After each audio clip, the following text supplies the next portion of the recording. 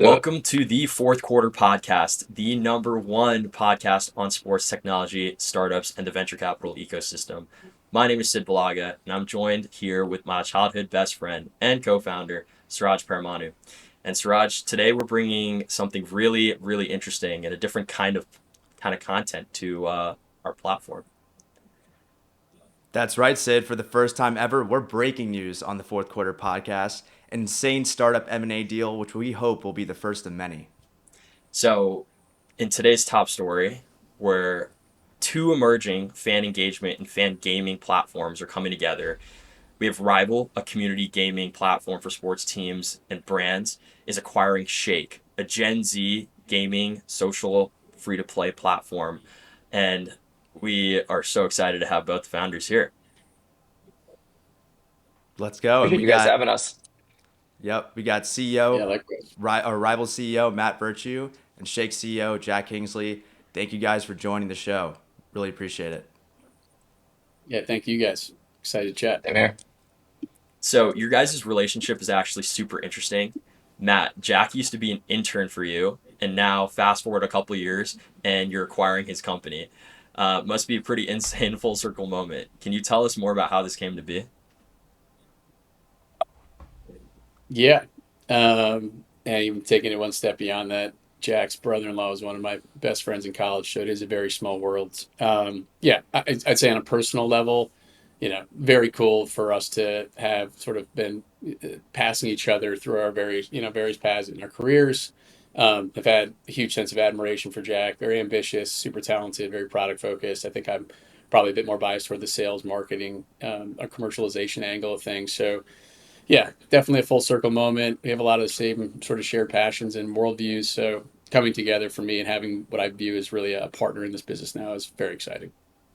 And I would also say it's more than a couple years. I think I interned for Matt. I don't know. This must have been 2013, Verge, something like that. So it's been Yeah, a little bit. We both had some journeys since then. I love it. Yeah, no doubt. No doubt. So before we jump into the deal, I think our viewers will love to learn more about the context of the two companies. So Matt, we'll start off with you. Can you tell us a little bit more about Rival? Sure. Yeah, Rivaled, it's a white labeled community building tool for brands, sports properties, creators. The idea is to, in a lot of ways, in a somewhat rudimentary way, bridge this divide between this high growth, compounded growth area of gaming and brands, media companies, and sports properties who are looking to engage with next gen consumers and meeting them where they are. So the platform is built in a way where it's platform agnostic, so PC, console, mobile gaming, and any and all publisher game titles under the sun.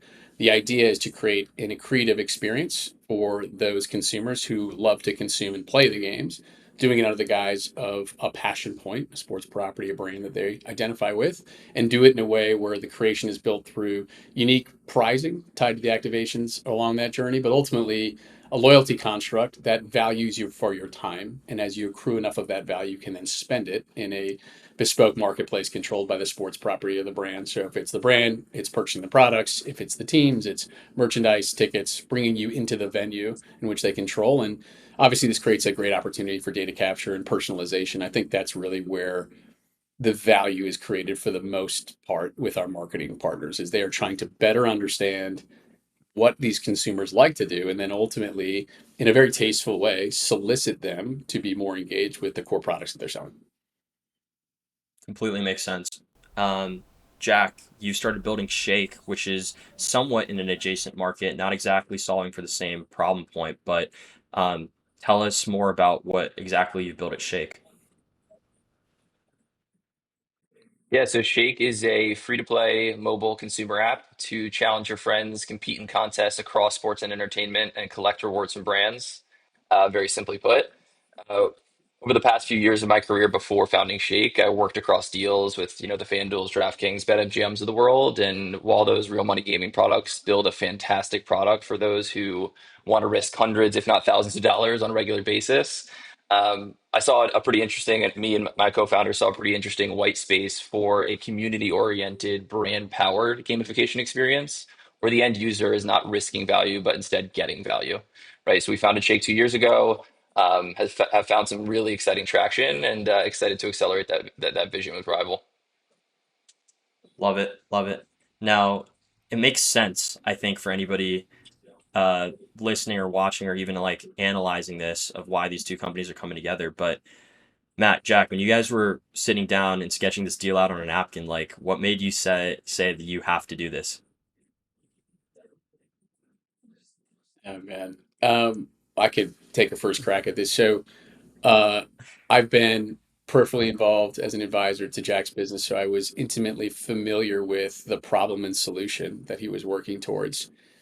I would say in parallel path, albeit in a different form, we had been talking internally at Rival about this same sort of core problem, which is gaming, while hugely powerful and with a massive TAM, is a singular offering. And we should be thinking about like where else can we expand to have more particularly mobile focused quick hit experiences that still touch it, on those habitual needs of Gen Z and Alpha.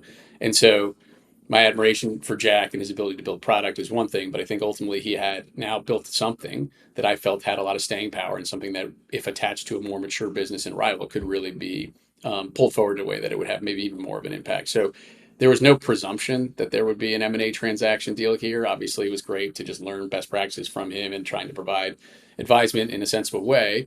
But I think that, for 9 to 12 months now, we have been at least speaking past each other about that opportunity, and it really started to crystallize, in the first quarter of this year. And with input from my own investors and people that advise this business, they felt like this was a great opportunity to make a splash. And I think, call it 6 to 8 weeks in right now, it feels like we're certainly on something. Yeah, and I just added, Sid, you mentioned this, that we're not necessarily in the same path, but ultimately at its core, Rival and Shake are both platforms for our end users to play the games they care about, earn value, and redeem brand prizes. Shake does that through the lens of free-to-play predictions, and Rival does that through traditional long-form video gaming. So it really is just an expansion of verticals when we come together. And I'd also say, like, frankly, the biggest challenge I've had the past 2 years at Shake is every time I'm having a business development conversation, a commercial conversation, with the likes of teams, leagues, brands, the very first question is, "Hey, can I own this? Can I do this on my own O&O, my channels?" And my simple answer for Shake was no. And that's exactly what Rival does, right? So it really was a response to the market as well, telling me, "Hey, this is a technology that these partners want for themselves." And Rival already does that for traditional gaming. So how do we expand it to new verticals and really, come together? That makes sense. And so, I mean, obviously, Shake originally was direct to consumer. Matt, the way I see Rival is B2B to C, right? Like your end market is the gamers, but you're partnering with the big brands, sports teams like the Detroit Pistons, brands like New Balance that are forward thinking and want to take, advantage of this mass gaming TAM that's out there. I'm curious, pro forma, what is this new company, Rival X Shake, going to look like? Obviously, it seems like the underlying technology of Shake is very valuable and very important to the value prop. But I'm curious, how is that going to look like when it's fully integrated? Yeah, good question. I think the way that Jack and I tend to look at the business is I will own much of the external facing commercial optimization of the business, and Jack will own product. And I think that sort of bifurcation of responsibility, at least here in the early going, seems to have created a lot of efficiencies. So I think we'll make a lot of investment across the business, particularly as it relates to product, with the guidance of Jack. I think for me, it's really allowed me to free up and really spend more of my time nurturing or going deeper with existing relationships and customers that we've been speaking to in market for the better part of 9 months. So there's a dual sort of split responsibilities. At the end of the day, I will still be CEO, Jack being the CEO, and having a lot of oversight of product. But I do feel like there is a good, a very good balanced relationship here to roles and responsibilities, and very much been welcome for me because I think the storyline for us over the next 6 to 9 months is going to be path to profitability, and that will require a lot of time in market for me with the customers that we're speaking to. And from a product perspective, right now, we enable Rival itself enables all of our partners to create competitions across video gaming with the extension of Shake. That's free to play predictions. We just recently launched sweepstakes. It's really an expansion of games, right? We want to be able to leverage anything in video gaming, mobile, PC, predictions, sweepstakes, fitness, philanthropy. If it's a competition, our technology can support that infrastructure. So it really is about like the expansion of all competition. Love it. Love it. And Matt, when you were building Rival before joining forces with Jack and Shake, when you're talking to brands like New Balance and The Pistons and Jack, you talked about this earlier Mhm. in our conversation, but um, that these brands are trying to own their channels of like understanding customer data. Can you maybe tell us like why, like maybe the biggest pain point that they're facing, why they can't stand this stuff up internally, and that why they have to use kind of companies like Rival now? Yeah, it's a good question. And I don't think there's like a silver bullet answer here to solve for everybody. I think brands look at the space differently. I think the biggest challenge is sort of twofold. It's incredibly dense. The majority of decision makers at brands, sports organizations, et cetera, haven't spawned out of the gaming space, nor do many of them spend, the 12 to 15 hours a week of our kind of core customer, our, what we call casual competitive gamers. So it's a different point of view. And so I think there's that. So there's this educational development, this hurdle that we have to work through. And then secondly, it's still, for all of the advancements it's made, it's still early days. I mean, Twitch is roughly 10 years into this major ascension as a new content tool. The publishers and the manufacturers have been in market for 30, 40, 50 years. Like that's a very different business. And now you're seeing a lot of offshoots. So that educational nuance is important. And then I'd say, secondly, it's still very fragmented. So it's not as though brands aren't seeing value or teams aren't seeing value. But I think there's a lot of conflation of things. There is content and creator led opportunities. There's esports. There's the more passive gaming opportunities that our platforms provide. So the opportunity as we see it is to simplify by providing a lot of strategic guidance through this process, but focusing on an experiential execution that is about the end user, not in a passive way where they're consuming content where messaging and marketing is still at the center of everything. It's really about allowing them to do what they love to do under the guise of a shared communal value in that brand or that team and being able to kind of earn things as a result of that. So rewarding people for their time, authenticity as a result of that makes this less about CPM or impression based marketing and more around data driven personalization and understanding. So it's very early days. There's a lot of literature out there now, less than 5% of total media marketing budget going toward gaming. I expect that to compound year on year. So hopefully this is the beginning of something. But we also don't, overrepresent ourselves as the marketplace experts. This is a fast moving space that requires a healthy amount of diligence. And we don't want to tell marketers how they should be spending their dollars. Our hope is that this down funnel marketing solution can be bolstered by their existing media and marketing strategies. So that's really where we're spending a lot of our time is trying to connect the dots. But I think, showing some humility here, we're all figuring this out in real time. But we do feel like we've definitely created something that is for their customer, for our customer. And I think that over time, that's going to play out very favorably. Also, I'll continue to layer on from a product and tech perspective. I've only been here for 8 weeks, so take this with a grain of salt. But these teams, leagues, brands, their product development teams are typically super understaffed, under-resourced, and frankly, their roadmaps are months, if not years long, and Rival's an out-of-the-box solution. Once we get some marketing creative, our product is basically stood up. These new communities that we stand up for our customers are typically stood up within 24 to 48 hours, right? So it's a completely non-technical solution for them to actually test the waters of, hey, how do we do some community marketing? How do we leverage the power of gaming? And how do we test it immediately? Right, not in 6 months, not in 12 Yeah. months, which I've found has been quite powerful in the conversations we've been having. And there's an element of malleability to the platform. Look, like we are giving them solutions that are already ready and built, but we have found that, and ultimately the big driver for us of success will be allowing them to intervene and provide input that is to their own benefits. And that will, I think, escalate and expand to have a network effect to help all of our partners. So I think Jack's right. I think there's not complete conviction that they should be investing internally to build a competition type center like what we've built. So I think it's better to outsource and then obviously have the input that I think caters back to their personalized needs. Got it. And Jack, just to stay on that product thread for just a second, can you tell us like what exactly this new product offering is going to be? Is it a suite of different tools? Is it going to be a Hmm. B2B to C model where you have the mobile app still with the web app? Kind of curious how like you're addressing kind of each of this and if you could kind of explain that a little more clearly. The way I've been thinking about our product offering is really a digital arcade, which we'll do a throwback to if and when you went in the 90s to the arcades back in the day.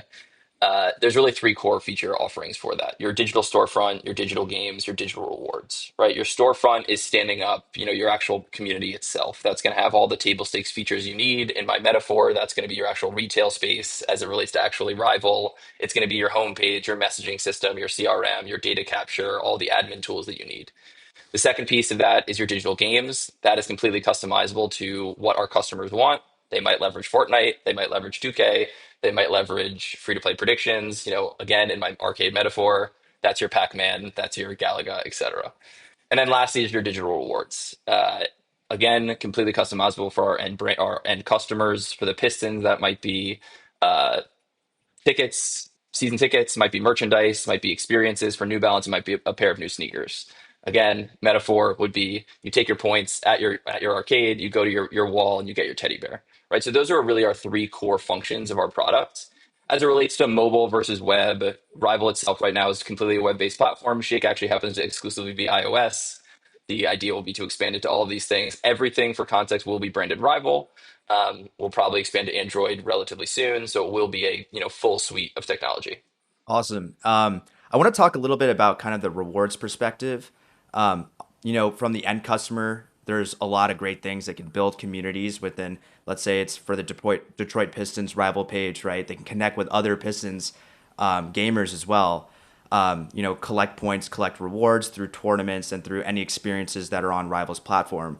What I'm interested is from the brand's perspective. So obviously they're building loyalty, but one thing in our earlier discussions is the harvesting of data. I'm curious what ways or methods is Rival collecting data? What data points do brands really care about? And how is that driving loyalty? Yeah, good question. I'll take a crack at this, and Jack would love for you to follow on. But when a community launches, there's a single sign-on entry point, and just to kind of take a step back, New Balance will, I'll just use them as an example, they will spend some amount of paid media strategy, content, or creator-led strategy, and then use their O&Os and their CRM to distribute the messaging around the launching of said gaming community. When a user arrives at the entry point, the single sign-on allows them to upload their gaming devices of choice, how they game, provide email, date of birth, where they live, etc.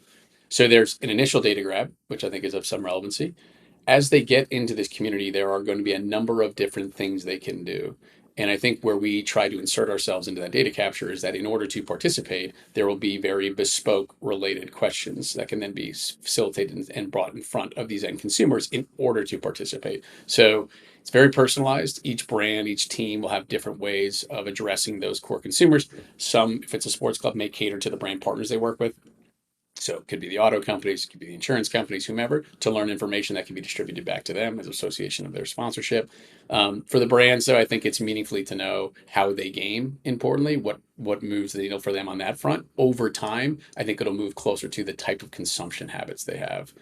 The pricing of the products they buy. Is it sneakers versus apparel? What are the kinds of things that trigger those kinds of impulse buys, if anything? So I think that that's what they're going to try to do is get more personalized, and then I think use that information to then retarget around those products as they come to bear in market. So that'd be my 2 cents. But I think for my one thing I'll say on this is our intention is to continually, I don't want to say intervene, but at least provide an on ramp where that information gathering can happen in a pretty effortless way for the brand or the sports property or creator.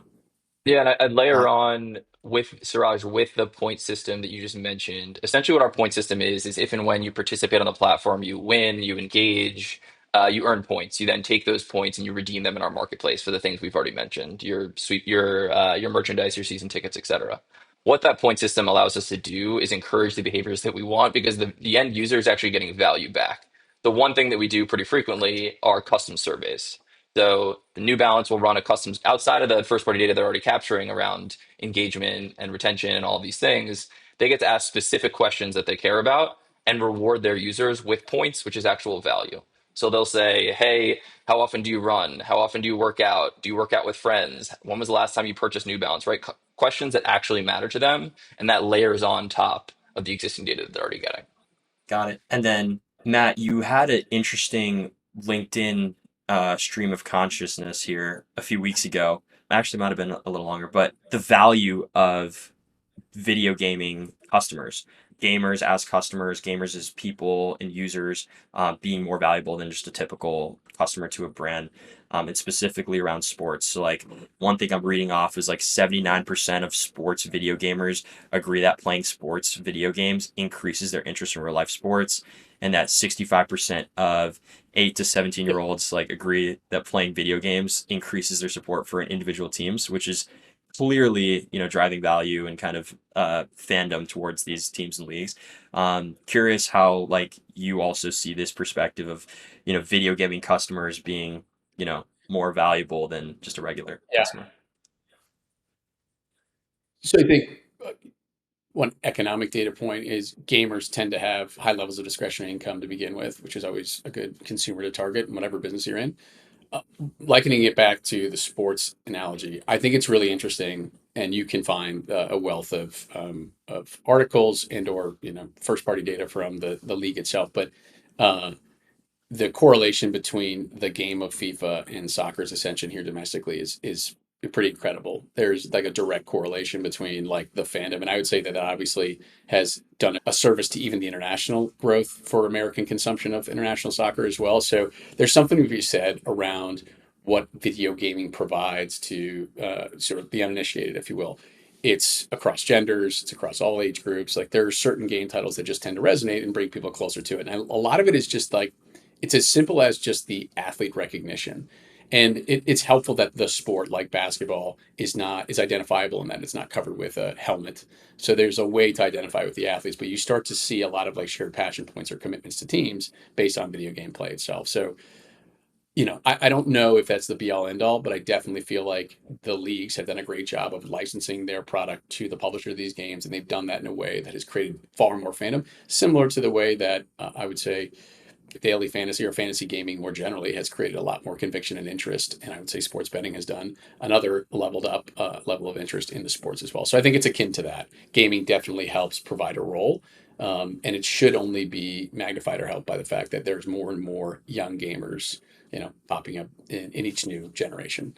Some of that's due to the advancements in technology. Some of that's just due to the games being that exciting. So, yes, I definitely see like a crossover correlation where there's a business opportunity, but then there's also just the smart layering of just trying to understand beyond the actual individual game that associates with your sport.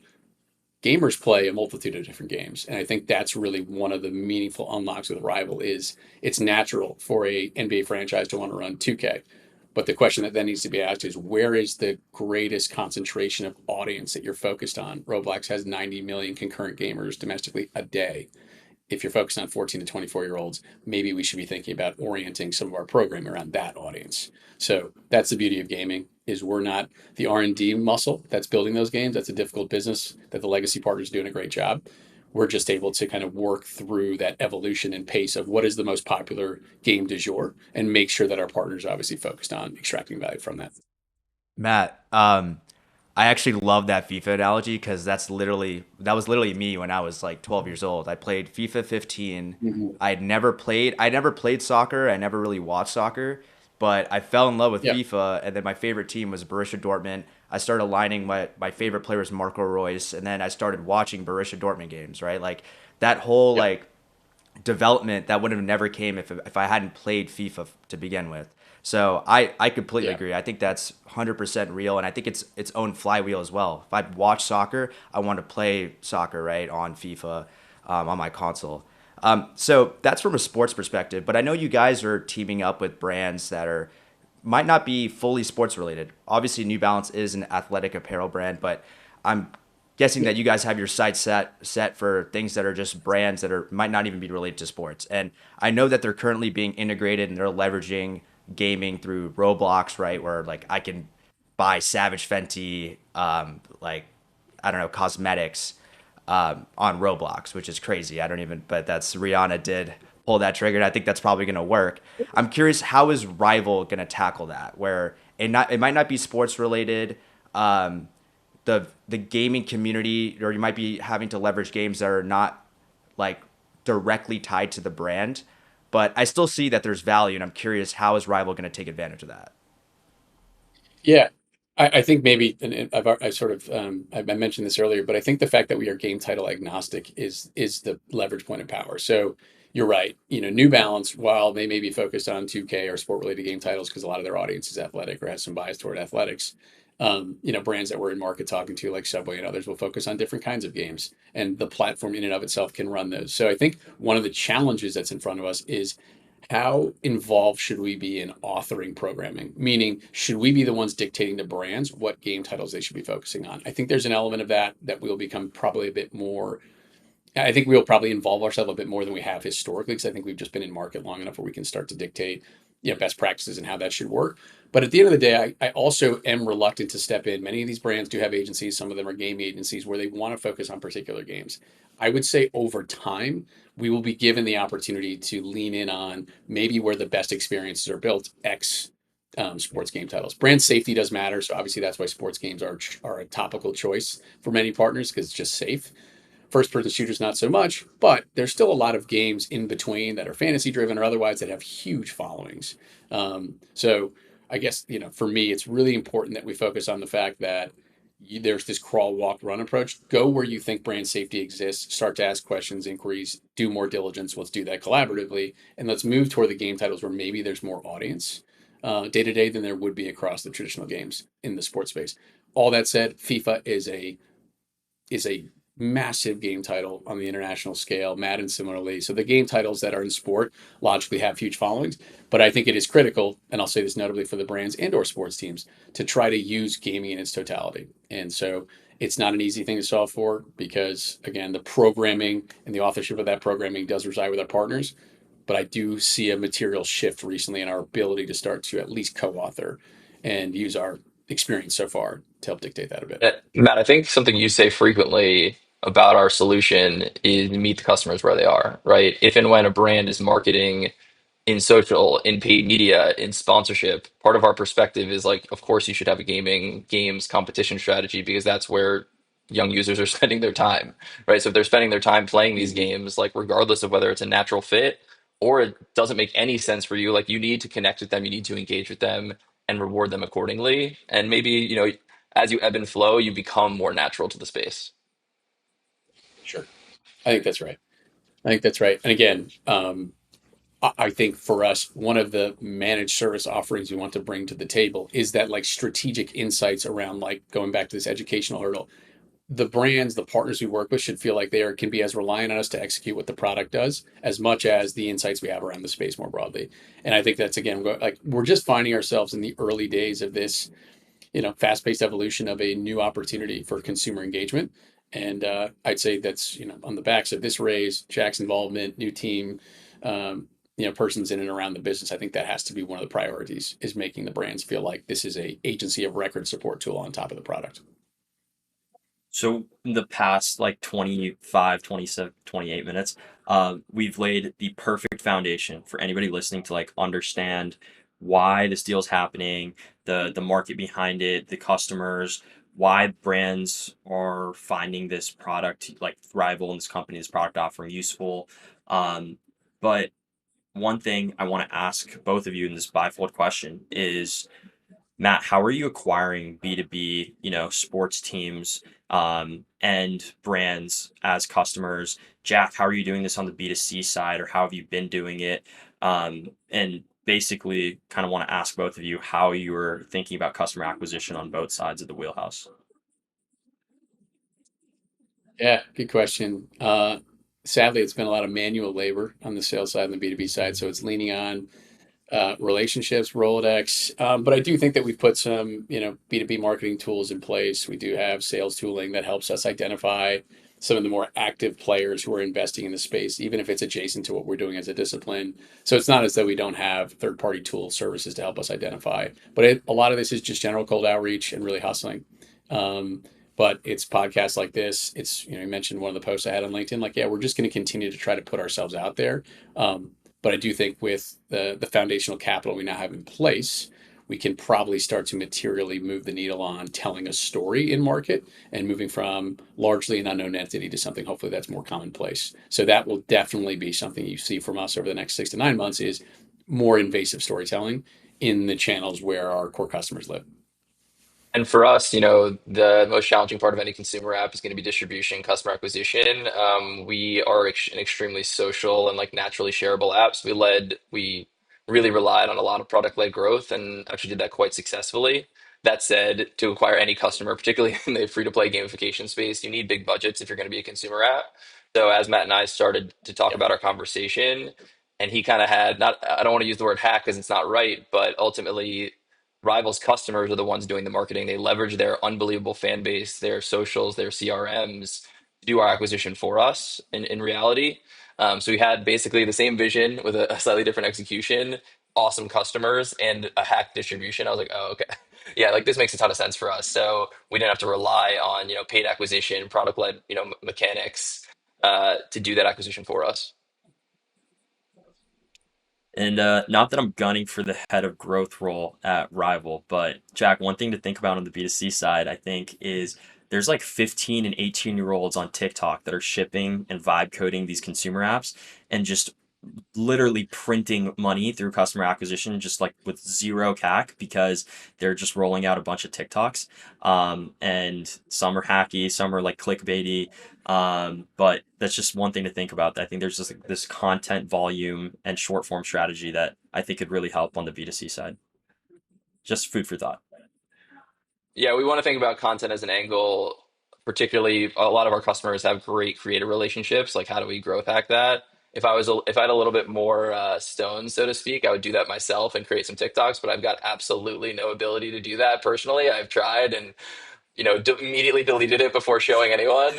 So it won't be a personal growth hack, but maybe we'll figure it out eventually. Yeah, can find consolation. I'd be worse. So we're limited in the internal resources. So, but I agree. Look, I hope I really hope that over time, though, there is that organic growth mechanic here by actually building something that is for the consumer, for the gamer, for the people who are seeking, unique opportunities around the habitual things they do. And I don't want to get very preachy here, but I do think like over time there is a affiliate model that compounds on itself, and that's the world we live in now. Storytelling through organic growth. Like I really hope that that's where this goes. Not to say that we can't continue to use the growth hack of working with great enterprise customers who now with Shake's integration have more at their disposal to do more with their fans and their core customers. But at the end of the day, it's a unique space to be in now. I mean, things can happen in an instant when it comes to organic growth, as you mentioned. So, Jack, you've been working on Shake for about 2 years now.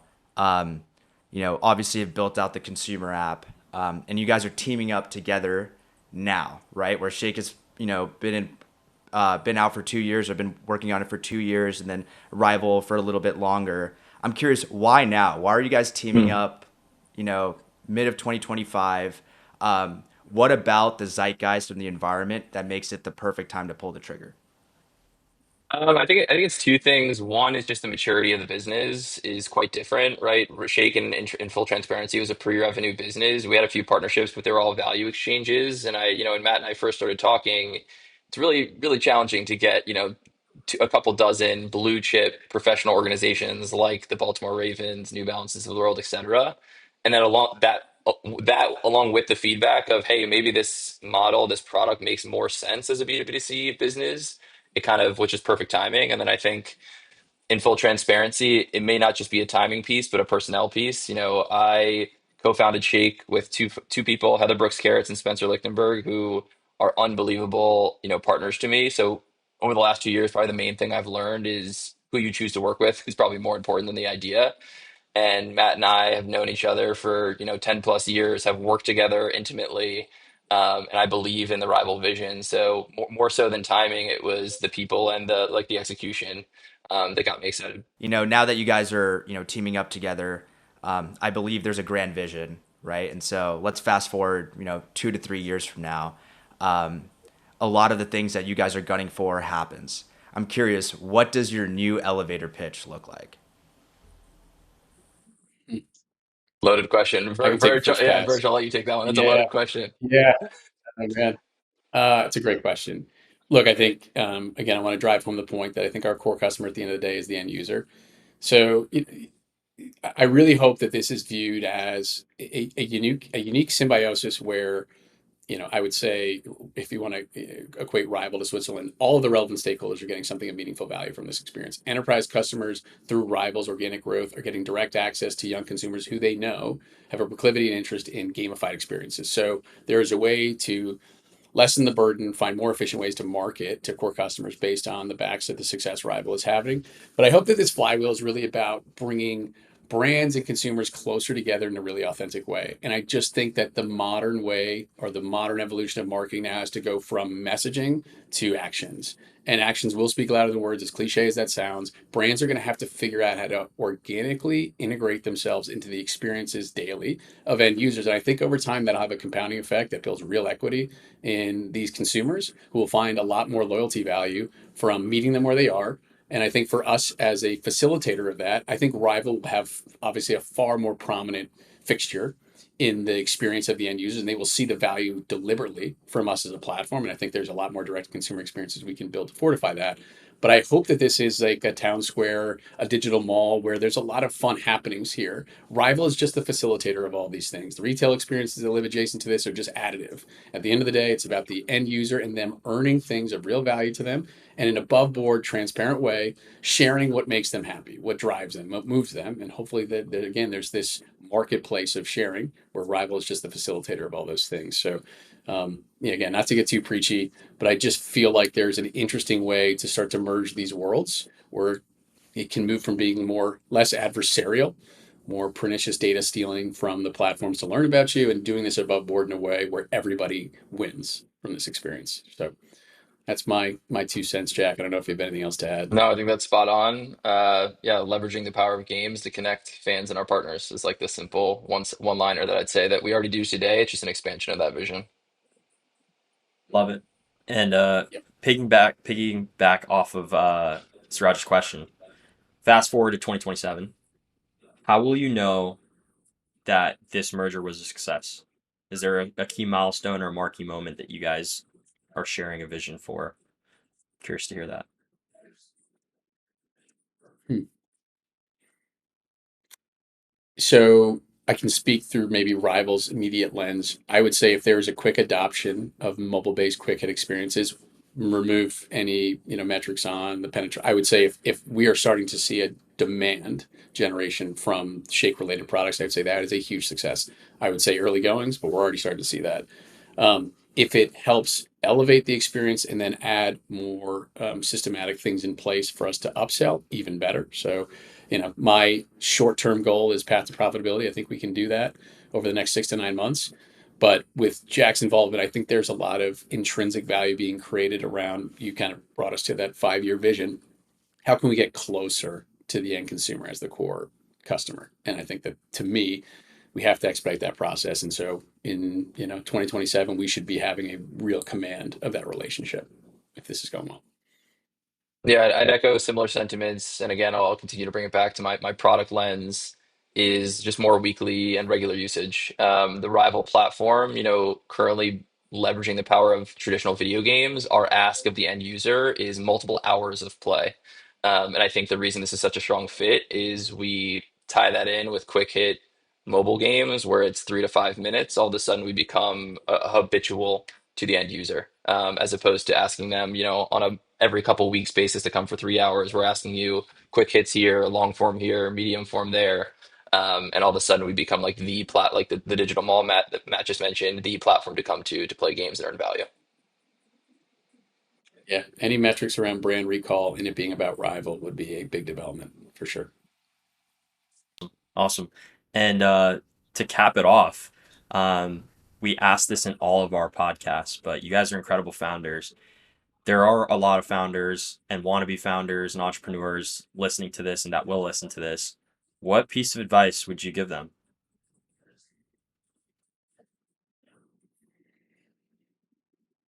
Hmm. I can go first, Roach, and Uh, yeah.